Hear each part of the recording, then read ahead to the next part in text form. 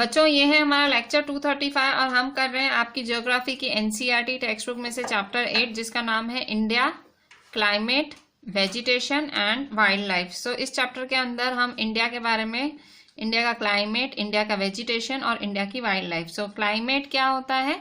Climate किसी भी जगह का वेदर, कुछ मतलब आप जैसे आप किसी जगह के लिए बोलते हो कि वो बहुत ठंडी जगह है, किसी जगह के लिए बोलते हो बहुत गर्म जगह है। So that is climate.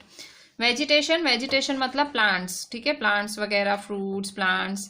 Wild life मतलब एनिमल्स, ठीक है। सो इस चैप्टर के अंदर आप पढ़ोगे क्लाइमेट, वेजिटेशन और वाइल्ड लाइफ के बारे में। So you read in newspapers daily and watch on TV और hear others talking about weather. देखो आप रोज न्यूज़पेपर पढ़ते हो, टीवी देखते हो, दूसरों से सुनते हो वेदर के बारे में। सो आपको पता होगा कि वेदर जो है डे टू डे चेंजेस है, ठीक है। मतलब वेदर जैसे आज का वेदर क्या था तो आप कहोगे कि आज गर्म था या आज ठंडा था, आप इस तरह से कहोगे। So weather is about day to day changes in the atmosphere, daily changes, ठीक है। आज जो चेंज, कल जो change. It includes changes in temperature, rainfall and sunshine etcetera. So weather क्या इंक्लूड करता है? It includes changes in temperature, rainfall and sunshine etcetera. So change in temperature, rainfall, sunshine ये सब इंक्लूड करता है। For example as such it may be hot और cold, Sunny और cloudy, windy और काम। You must have notice that when it is hot continuously for seven you don't need any warm clothing. देखो अब क्या हुआ कि चाहे वो गर्म हो, ठंडा हो, सनी हो, क्लाउडी हो, क्लाउडी मतलब बादल छाए हो, सनी मतलब आसमान साफ, विंडी और काम मतलब फुल हवा चल रही हो, शांत हो हवा।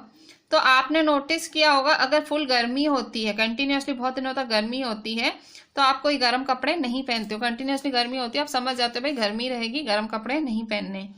You also like to eat और ड्रिंक कोल्ड थिंग्स, मतलब फिर जब कंटिन्यूसली गर्मी रहती है सो आप ठंडी ठंडी चीजें खाते हो, पीते हो।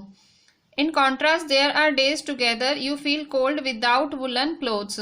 सो कई बार ऐसे दिन होते हैं जब आपको बहुत ठंडी लगती है, कई दिन ऐसे होते हैं बहुत कुछ दिन बहुत ठंडी हो जाती है और आपको तो बिना ऊनी कपड़ों के, बिना वुलन क्लोथ्स के तो आप बैठ ही नहीं सकते हो, आपको प्रॉब्लम हो जाती है, तो आपको ठंड लगती है। When it is very windy and chilly, you would like to have something hot to eat. और जब इतनी ठंडी ठंडी हवाएं चलती हैं, एकदम चिल्ली मतलब एटमॉस्फेयर एकदम सा ठंडा सा रहता है, तो आप कुछ गरम गरम खाना चाहते हो उस टाइम, ठीक है। So broadly the major seasons recognised in India are. So अगर आप ब्रॉडली बात करो, ठीक है, मेजरली बात करो, सो जो मेजर सीजन्स हैं इंडिया की वो कौन कौन सी हैं? सो अगर मतलब देखो पहले तो हमने क्या पढ़ा, चैप्टर की स्टार्टिंग में हमने पढ़ा वेदर। वेदर क्या होता है? डे टू डे चेंजेस, मतलब भाई आज क्या वेदर था, कल क्या वेदर है, परसों क्या, वैसा। सो मतलब हॉट या कोल्ड हो, सनी या क्लाउडी हो, विंडी या काम हो। तो you must have notice that when it is hot continuously, अगर लगातार कुछ गर्म है बहुत दिनों के तक, तो आपको कुछ गर्म पहनने की जरूरत नहीं पड़ती है। आपको जो है आपको खाना और पीना ठंडा अच्छा लगता है। In contrast there are days together you feel cold without woollen clothes, ठीक है। सो कई बार आपको ठंडी लगती है ऊनी कपड़ों के बिना, जब बहुत ज्यादा ठंडी हवा चलती है, चिल्ली हवा या ठंडी विंडी और चिल्ली हवा चलती है, you would like to have something hot to eat. Broadly the major seasons recognised in India are. So अगर आप मेजर सीजन्स की बात करें जो इंडिया में रिकॉग्नाइज की गई हैं वो कौन कौन सी हैं?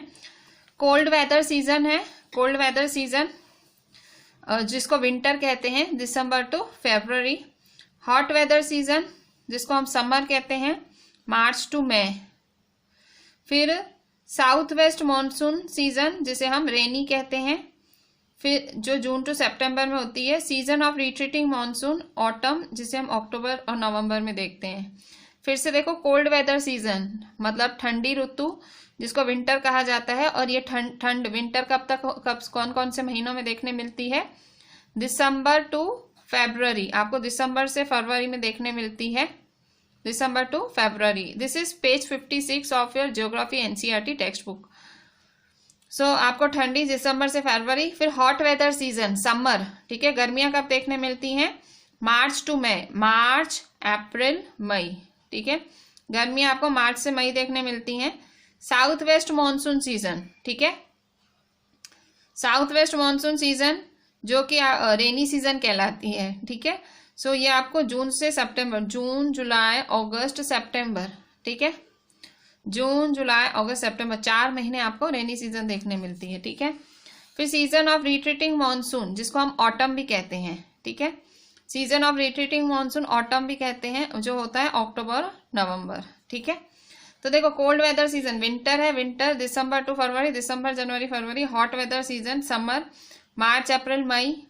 फिर रेनी सीजन होती है जून जुलाई अगस्त सितंबर, 4 महीने होती है। ऑटम होती है आपकी पतझड़, अक्टूबर एंड नवंबर, ठीक है, 2 महीने अक्टूबर रहती है। रेनी जून जुलाई अगस्त सितंबर होती है, ठीक है, 4 महीने।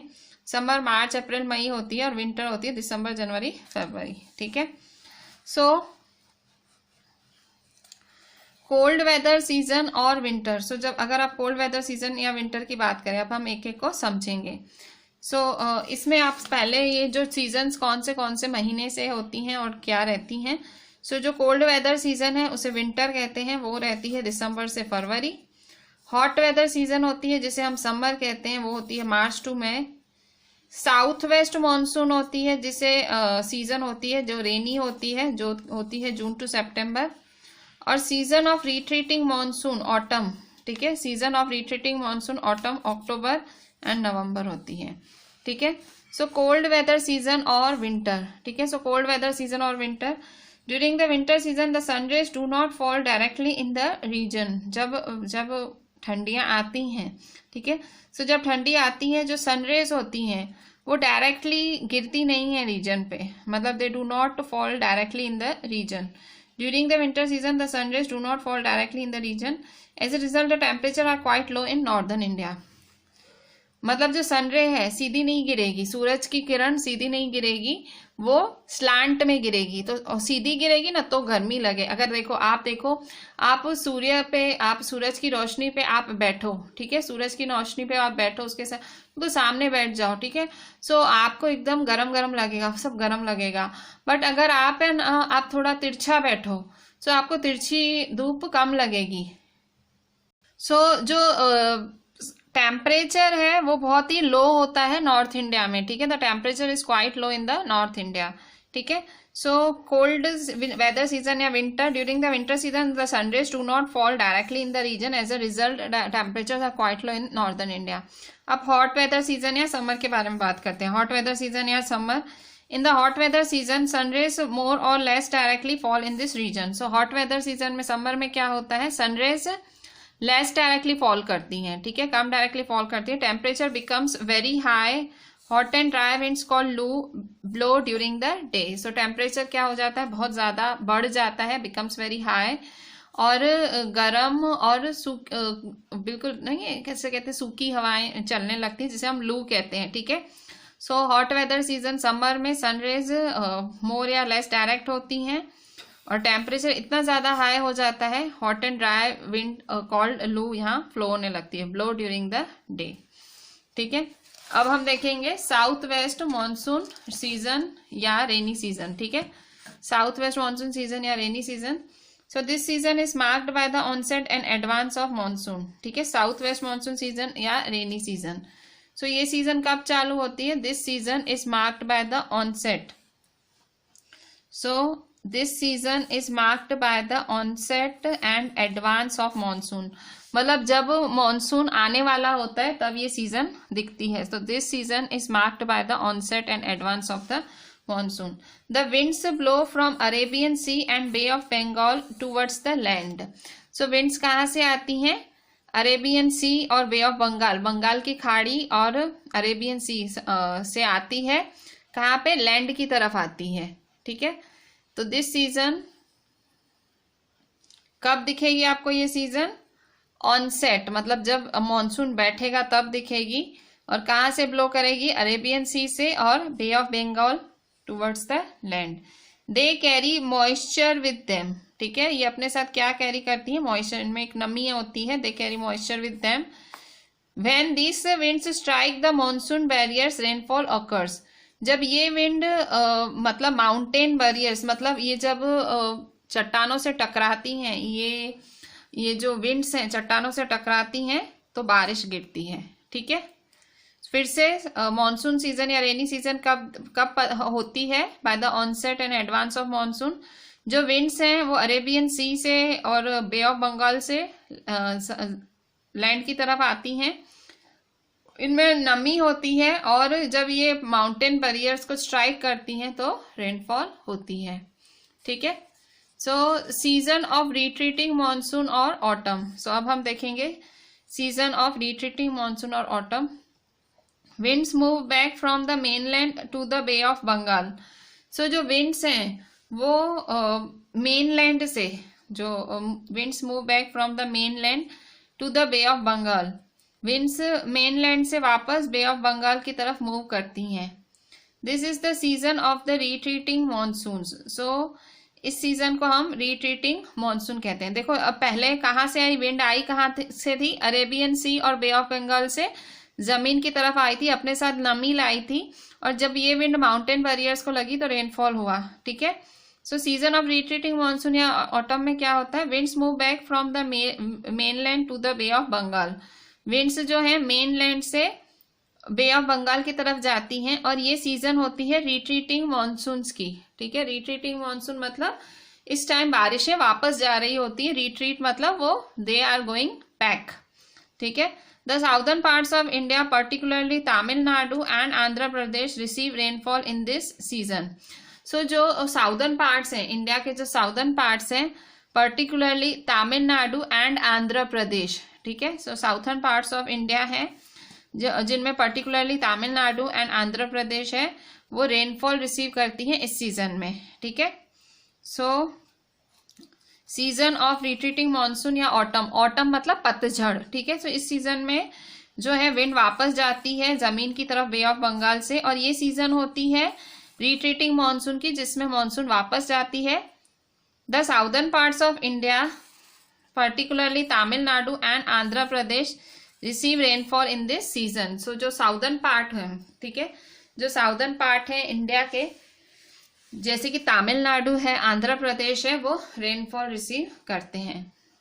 सो however the climate is about the average weather condition which have been measured over many years. So यहाँ देखो आपके 4 सीजन्स आपने देख लिए। ठीक है, पहला था कोल्ड वेदर, दूसरा था हॉट वेदर, थर्ड था साउथ वेस्ट मानसून। क्या है साउथ वेस्ट मानसून, जिसको हम रेनी सीजन भी कहते हैं, और फिर नेक्स्ट है सीजन ऑफ रिट्रीटिंग मानसून और ऑटम। ठीक है, सो अब हम देखेंगे क्लाइमेट, और एग्जैक्टली क्लाइमेट क्या है। देखो चैप्टर की हेडिंग क्या है, चैप्टर की हेडिंग क्या है? चैप्टर की हेडिंग है India, India climate, vegetation and wild life. तो अब हम फाइनली क्लाइमेट को डिस्कस करेंगे। सो climate, the climate is about the average weather condition which have been measured over many years. So climate क्या है? The climate is about the average weather condition.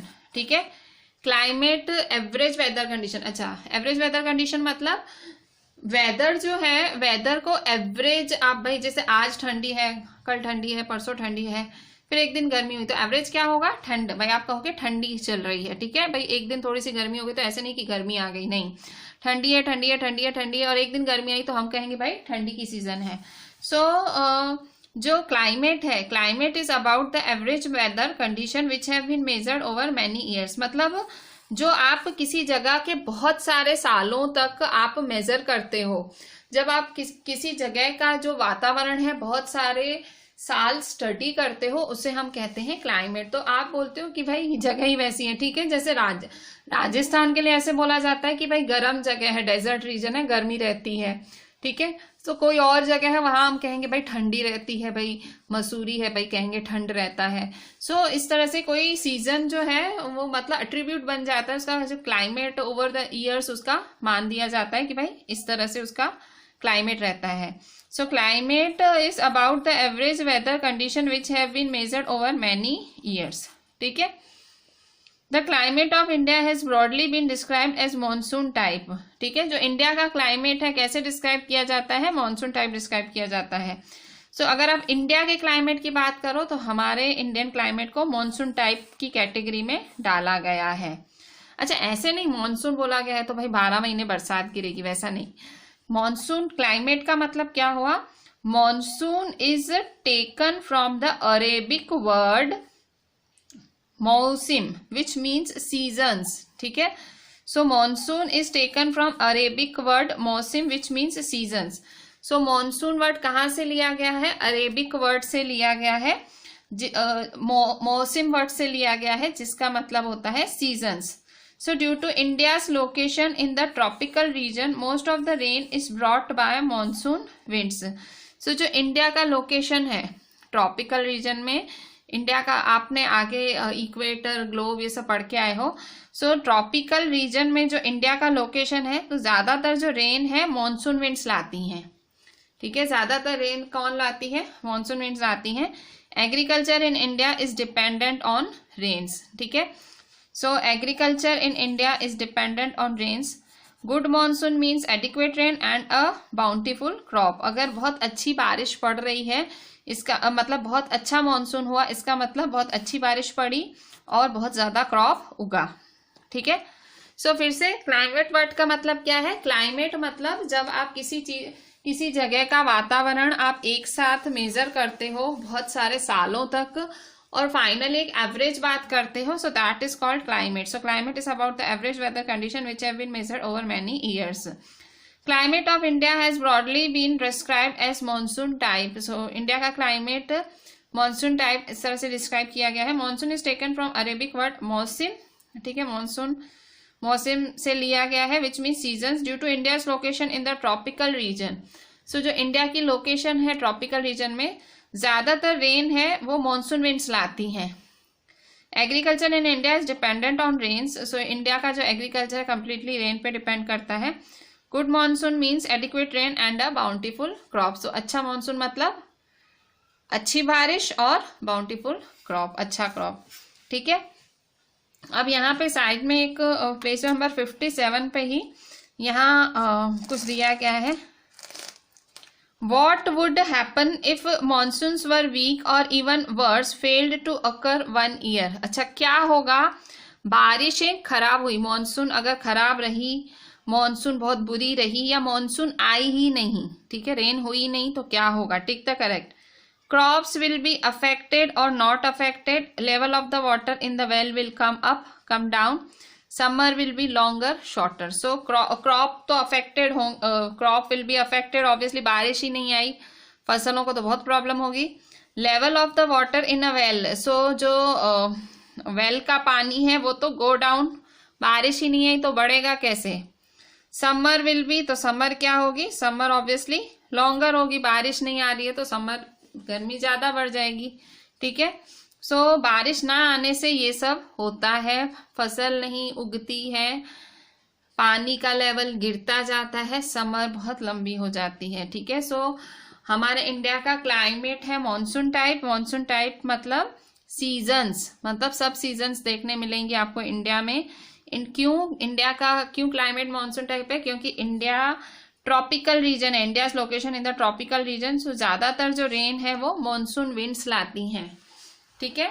सो इस तरह से इंडिया का जो एग्रीकल्चर है पूरा रेन्स पे डिपेंडेंट करता है, क्योंकि रेन मॉनसून विंड्स लाती हैं। फिर से ट्रॉपिकल रीजन है इंडिया का लोकेशन, रेन मॉनसून विंड्स लाती हैं और एग्रीकल्चर, इंडिया का एग्रीकल्चर डिपेंड करता है रेन्स पे। Page 58, the climate of a place is affected by its location, ठीक है।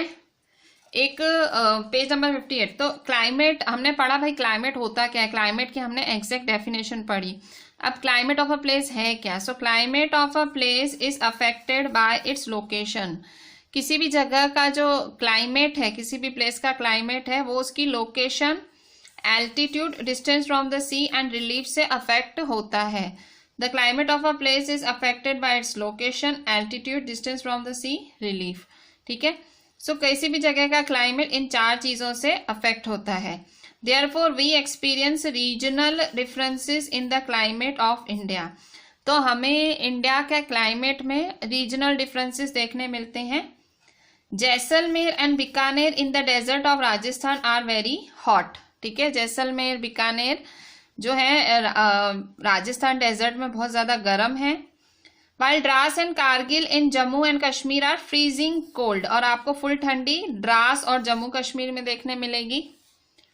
Coastal places like Mumbai, Kolkata experience moderate climate. और जो कोस्टल प्लेसेस हैं, ठीक है, तटीय इलाके हैं भाई, जिनके सी प्लेसेस हैं, मुंबई है, कोलकाता है, वहां पे मॉडरेट क्लाइमेट। सो मॉडरेट क्लाइमेट कोलकाता और मुंबई को देखने मिलता है आपको, और ना वो गर्म होते हैं ना ठंडे होते हैं, ठीक है, माप का क्लाइमेट होता है, that is called a moderate climate, मतलब सहन करने जैसा, मतलब प्रॉब्लम नहीं होती। Being on the coast these places are very humid, और क्योंकि ये कोस्ट पे भी होती हैं, कोस्टल साइड पे होती हैं, तो ये जो प्लेसेस हैं बहुत ज्यादा ह्यूमिड होती हैं। Now what do you mean by humid? मतलब नमी वाली, गीली गीली, ठीक है। सो ये प्लेसेस बहुत नमी वाली होती हैं, इनमें बहुत गीलापन रहता है। Mawsynram in Meghalaya receives the world's highest rainfall. So सबसे ज्यादा बारिश कहाँ पड़ती है? मौसिनराम इन मेघालय के मौसिनराम में, Mawsynram in Meghalaya receives the world's highest rainfall, while in a particular year it might not rain at all in Jaisalmer in Rajasthan. पर और राजस्थान में तो ऐसा होता है कि जैसलमेर, राजस्थान के जैसलमेर तो कभी ऐसा होता है कि बारिश ही ना पड़ी हो, पूरा साल निकल गया हो, ठीक है। सो फिर से पहले तो क्लाइमेट, किसी भी जगह का क्लाइमेट किस चीज से अफेक्ट होता है? सो किसी भी चीज का जो क्लाइमेट है वो अफेक्ट होता है उसकी location, altitude, distance from the sea और रिलीफ से, ठीक है। चार चीज, फर्स्ट है लोकेशन, सेकेंड एल्टीट्यूड, एल्टीट्यूड ऊंचाई, third distance from the sea, distance from the sea मतलब उसका सी से कितना डिस्टेंस है, एंड रिलीफ, रिलीफ का मतलब क्या होता है कि लैंड का फीचर कैसा है भाई, लैंड प्लेट्यू है, लैंड पेनिनसुला क्या है। Therefore we experience a regional differences in the climate of India. So इसलिए हमें इंडियन क्लाइमेट में रीजनल डिफरेंसेस देखने मिलते हैं, ठीक है। सो जैसलमेर एंड बीकानेर है, Jaisalmer and Bikaner in the desert of Rajasthan are very hot, ठीक है। सो गर्म इलाके कौन से हैं? राजस्थान, जो राजस्थान डेजर्ट है वहां पे गर्म इलाके कौन से हैं? जैसलमेर और बीकानेर। जैसलमेर और Bikaner are the desert in the desert of Rajasthan are very hot, जबकि Dras and Kargil in Jammu Kashmir are very cold, ठीक है, बहुत ज्यादा ठंड रहती है। यहाँ वैरायटी देख रहे हो, देखो अलग अलग जगह का कैसा कैसा क्लाइमेट है। फिर कोस्टल प्लेसेस जैसे कि मुंबई, कोलकाता है, वहां पे मॉडरेट क्लाइमेट, ठंडी गर्मी कुछ पता ही नहीं लगती। गो टू मुंबई, आपको ठंडी गर्मी कुछ पता ही नहीं लगेगी, सारे 12 महीने एक ही दिखेंगे आपको। Being on the coast these places are very humid, नमी वाले होते हैं। Mawsynram in Meghalaya receives the world's highest rainfall, while particular, और राजस्थान के जैसलमेर में तो कभी बारिश भी ना पड़े। सो वैसा कुछ होता है। सो दिस नाउ हम पढ़ेंगे नेचुरल वेजिटेशन के बारे में, ठीक है। क्लाइमेट हमने पढ़ लिया, हम पढ़ने वाले हैं चैप्टर के अंदर क्लाइमेट, नेचुरल वेजिटेशन और वाइल्ड लाइफ। तो क्लाइमेट पढ़ चुके, हम क्लाइमेट का डेफिनेशन भी देख लिया, अब हम नेचुरल वेजिटेशन पढ़ेंगे। सो नेचुरल वेजिटेशन क्या है? So natural vegetation we see a variety of plant life in our surroundings. तो हमें इर्द गिर्द, हमारे आसपास बहुत सारा प्लांट लाइफ देखने मिलती है, पौधे पेड़ सब देखने मिलते हैं। How nice it is to play in a field with green grasses. अच्छा, बहुत अच्छी घास हो और ग्रीन ग्रीन घास हो तो आपको खेलने में कितना मजा है। There are also small plants called bushes and shrubs like cactus and flowering plants etcetera. So green grass के अलावा और क्या क्या होता है नेचुरल वेजिटेशन में? नेचुरल वेजिटेशन में आप ग्रीन ग्रास देख सकते हो, फिर आप छोटे छोटे प्लांट्स देखते हो, bushes, shrubs like cactus and flowering plants etcetera. और इसके अलावा there are many tall trees, some with many branches and leaves like neem, mango, और some with stand with few leaves such as palm, ठीक है। सो आपको क्या क्या देखना मिलता है? ग्रीन ग्रासेस, उसके बाद आप छोटे छोटे प्लांट्स देखते हो जिसे आप बुशेस एंड श्रब्स कहते हो, जैसे कि कैक्टस, फ्लावरिंग प्लांट्स एक्सेट्रा। आपको लंबे पेड़ देखने मिलते हैं और बहुत ज्यादा ब्रांचेस वाले, लीव्स लाइक नीम, मैंगो, और जो जिनमें थोड़े से ही लीव्स होते हैं जैसे कि पाम, ठीक है।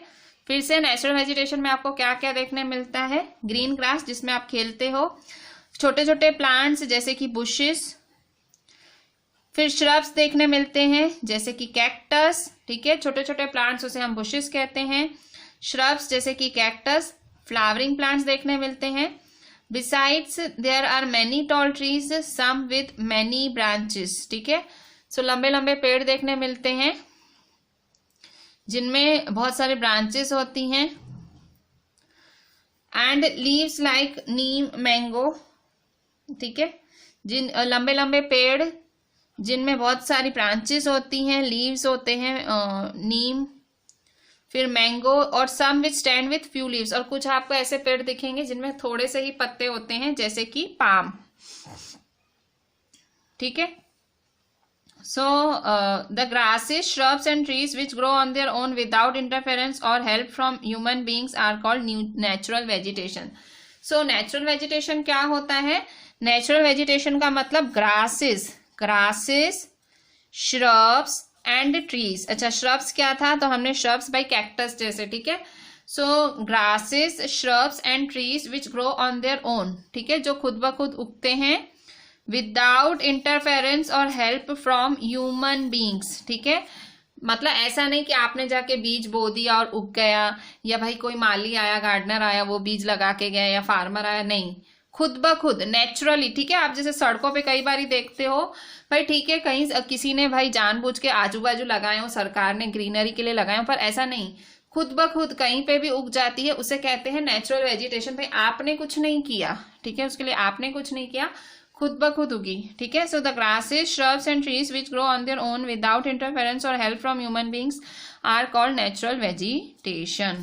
Do you wonder how these differ from each other? कैसे एक दूसरे से डिफरेंट होते हैं? Different types of natural vegetation are dependent on different climatic conditions.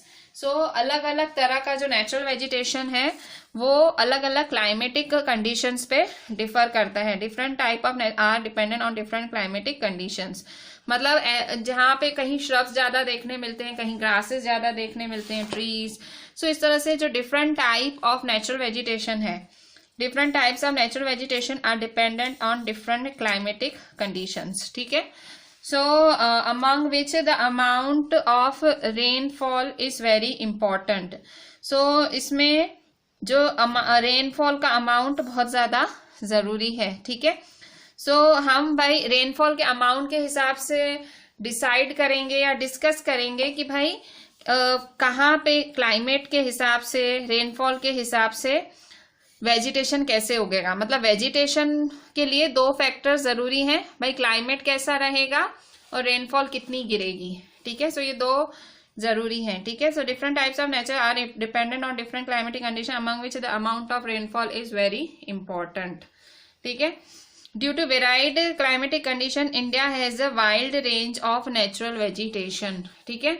सो क्योंकि क्लाइमेट कंडीशंस इतनी ज्यादा वेराइड हैं, मतलब इतनी ज्यादा वेरी करती हैं, इंडिया के पास बहुत ज्यादा नेचुरल वेजिटेशन। क्यों? क्योंकि इंडिया के पास वैरायटी है क्लाइमेट कंडीशन। हमारे पास, हमें पढ़ा ना, 4 सीजन्स हैं। सो ये सारी सीजन्स हैं, और तो इसीलिए हमारे पास नेचुरल वेजिटेशन की भी बहुत ज्यादा वैरायटी है इन इंडिया, ठीक है। सो यहाँ एक ट्रॉपिकल रेन फॉरेस्ट है, tropical rain forest. So India ये ट्रॉपिकल रेन फॉरेस्ट है। सो यहाँ पे आप देख सकते हो, this is complete picture. You have to draw this picture, ये आपको ड्रॉ करनी पड़ेगी in your notebook, just see to it. ये हमारा ग्राउंड लेयर है, ठीक है। फिर ये है हमारा श्रब लेयर, फिर ये है हमारे यंग ट्रीज, ये है कैनोपी, और ये है इमर्जेंट लेयर, ठीक है। श्रब लेयर कौन सा है? 1.5 मीटर तक का श्रब लेयर कहलाता है। इसके बाद और फिर यहाँ देखो आप, यंग ट्रीज कहाँ से कहाँ तक है। सो श्रब लेयर आप देखो, ये 1.5 मीटर से 5 मीटर तक आपका श्रब लेयर है। यंग ट्रीज आपके 5 मीटर से 20 मीटर है। कैनोपी आपको देखो यहाँ 20 मीटर से 40 मीटर पर दिख रही है।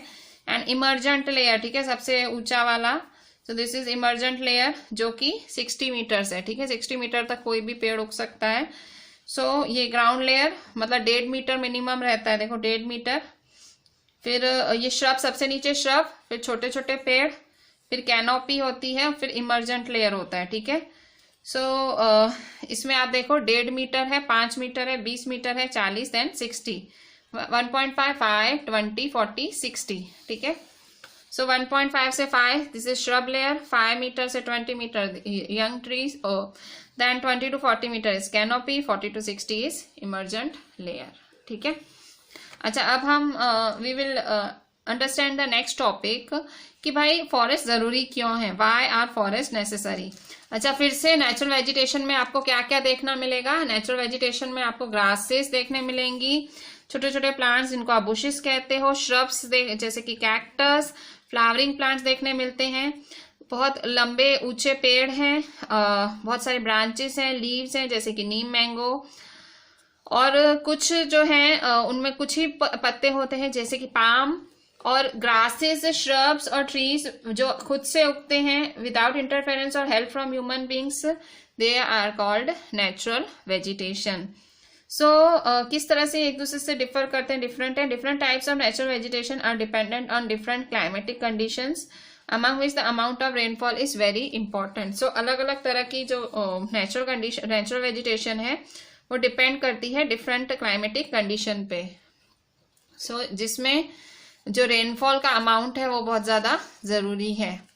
So due to varied climatic conditions India has a wide range of natural vegetation. ठीक है, सो क्लाइमेट कंडीशंस में इतनी ज़्यादा वेराइटी है, so India has a wide range of natural vegetation. ठीक है। अच्छा, why are forest necessary, forest क्यों नेसेसरी है। Forest are very useful for us, they perform various functions. ठीक है, फॉरेस्ट बहुत ज़्यादा ज़रूरी है और फॉरेस्ट बहुत इंपॉर्टेंट फंक्शंस, मतलब they play very important functions, मतलब बहुत इंपॉर्टेंट रोल प्ले करता है forest. Plant release oxygen that we breathe and absorb carbon dioxide.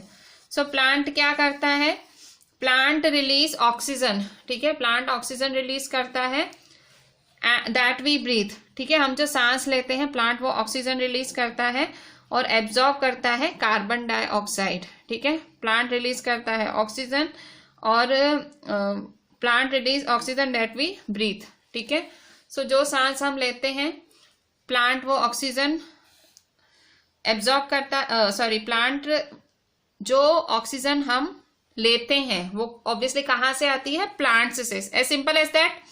और प्लांट सामने कार्बन डाइऑक्साइड एब्जॉर्ब करता है। ठीक है, the roots of the plants bind the soil, thus they control soil erosion. दूसरा important, plants के जो रूट्स हैं, जड़ें हैं, वो सॉइल को पकड़े हुए होते हैं, मिट्टी को पकड़े हुए होते हैं।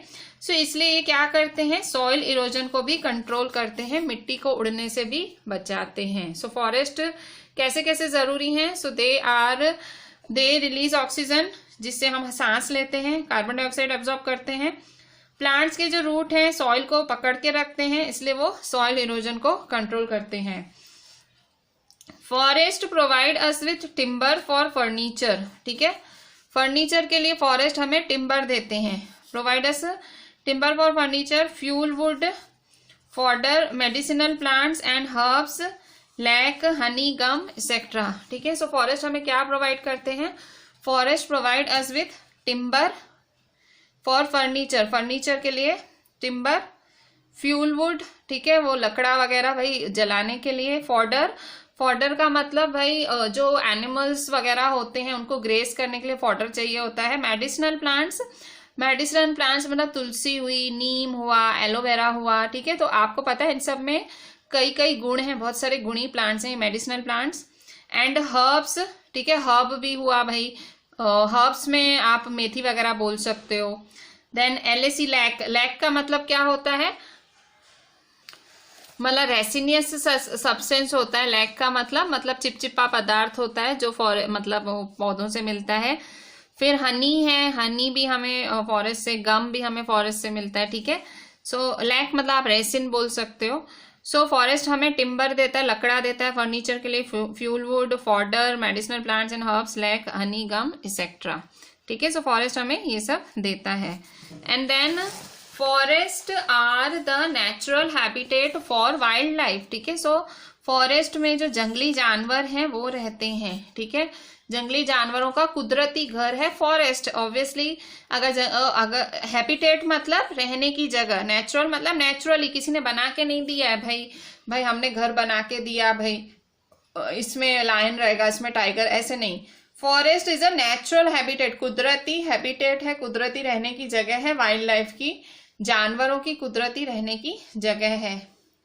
Natural vegetation has been destroyed to a large extent because of the reckless cutting of trees. पर ये जो नेचुरल वेजिटेशन है, मतलब ये जो कुदरती जो ये सारी वेजिटेशन उगती है, ये जो सब ग्रास और जो पौधे पेड़ ये सब उगते हैं, ये डिस्ट्रॉय होते जा रहे हैं, इतने ज्यादा मात्रा में लार्ज एक्सटेंट में डिस्ट्रॉय होते जा रहे हैं because of the reckless cutting of trees, क्योंकि जो ट्रीज हैं वो कटते जा रहे हैं। ठीक है, reckless cutting of trees, trees क्या है, कटते जा रहे हैं। We should plant more trees and protect the existing ones. तो हमें क्या करना चाहिए, ज्यादा से ज्यादा पेड़ उगाने चाहिए और हमें जो हैं अभी जो हमारे पास पेड़ पौधे हैं हमें उन्हें प्रोटेक्ट करना चाहिए। And make people aware of the importance of trees, और हमें लोगों को जागरूक करना चाहिए कि ट्रीज कितने ज्यादा इम्पोर्टेंट हैं।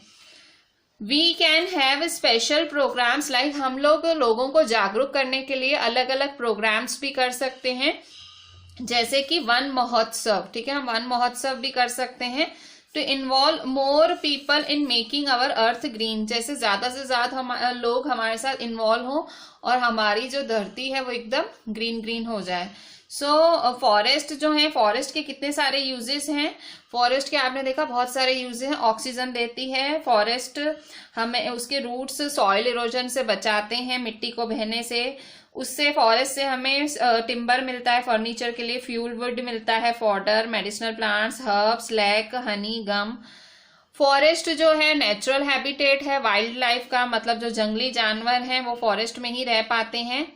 और नेचुरल वेजिटेशन अगर डिस्ट्रॉय करता है, पर आजकल तो बहुत ज्यादा डिस्ट्रॉय हो रही है, लोग बहुत ज्यादा बिल्डर्स वगैरह जो लोग बहुत ज्यादा डिस्ट्रॉय कर रहे हैं। क्यों? क्योंकि मतलब नेचुरल वेजिटेशन डिस्ट्रॉय होती जा रही है क्योंकि धड़ाधड़ पेड़ काटे जा रहे हैं। रेकलेस मतलब बिना सोचे समझे, मतलब अंधाधुंध। ठीक है, सो अनलिमिटेड पेड़ काटे जा रहे हैं। We should plant more trees, हमें ज्यादा से ज्यादा ट्रीज प्लांट करने चाहिए, हमें प्रोटेक्ट करना चाहिए जो ट्रीज हमने उगाए हैं, और हमें लोगों को जागरूक करना चाहिए कि ट्रीज का इम्पोर्टेंस क्या है। हम लोग जागरूक करने के लिए स्पेशल प्रोग्राम्स भी कर सकते हैं वन महोत्सव जैसे, ताकि ज्यादा से ज्यादा लोग हमारी धरती माँ को ग्रीन बनाएं। अच्छा, अब यहाँ देखेंगे हम पेज नंबर 59 पे ही, Leela's parents planted a sapling of neem to celebrate her birth. Leela के जो पेरेंट्स हैं, जब लीला पैदा हुई तो उन्होंने नीम का पेड़ लगाया। ठीक है, मतलब जब वो पैदा हुई तो नीम का पेड़ लगाया उसका बर्थडे सेलिब्रेट करने के लिए। On each birthday a different sapling was planted. अब लीला के हर बर्थडे पे उसके पेरेंट्स ने अलग अलग सैपलिंग, मतलब अलग अलग प्लांट उगाते थे। जैसे जब पैदा हुई तो नीम उगाया, दूसरी बारी फिर कोई और पेड़, तीसरी बारी कोई और। इट वॉज वाटर रेगुलरली, फिर वो ध्यान रखते थे कि रेगुलरली उसे पानी भी देना है। And protect from severe heat, cold and animals, वो लोग देखते थे कि पानी भी दें और उसको बचाएं भी हम ठंडी, गर्मी और एनिमल से। Children took care not to harm it. So जो बच्चे थे वो ध्यान रखते थे कि भाई कोई उसको तोड़ के ना जाए। जब लीला 20 ईयर्स की हुई तो उसके, जब 20 साल उसने कंप्लीट किए तो उसके घर में 21 पौधे, ट्रीज हो गए थे। उसके घर के आजू बाजू 21 पेड़ उग गए थे। Birds built there nest on them, उस पे बर्ड्स रहने आ गए थे। फ्लावर्स ब्लूम्ड, फूल खिल गए थे। बटरफ्लाइज फ्लटर्ड अराउंड देम, और सुंदर सुंदर बटरफ्लाइज घूम रही थी। चिल्ड्रन एंजॉयड देयर फ्रूट्स, बच्चे वहां का फ्रूट खा रहे थे उन ट्रीज का, वहां उसकी ब्रांचेस से खेल रहे थे और छांव में खेल रहे थे। तो आप देख सकते हो पेरेंट्स कितने समझदार थे लीला के। मतलब कोई बच्चा जन्मता है तो यहाँ मतलब उन्होंने फालतू चीजें ना करके एक इम्पॉर्टेंट चीज की एक पेड़ उगा दिया। तो और उन्होंने ये रिचुअल बना दिया कि हमारी बेटी के हर बर्थडे पे एक पेड़ लगाएंगे। तो जब वो मतलब उसके नाम का पेड़ लगा और वो बड़ी होती गई, उसका ध्यान भी रखती गई, और 21 पेड़ हो गए उसके घर के आजू बाजू, जो कि पूरे मोहल्ले को खुश करके बैठे हैं। आप भी कुछ ऐसा करो, आप भी इस तरह से पेड़ लगाओ। So with this I am ending my today's lecture. So this was all about today's lecture, और ये था पेज 59 पे। This is me your Rishika ma'am requesting you to read this entire chapter up to what I have taught today. I have taught till page 59 और I have started with page 56. ठीक है, page 56 से चालू किया था and this is page 59. I'm requesting you to write each and everything properly and WhatsApp me everything. Thank you.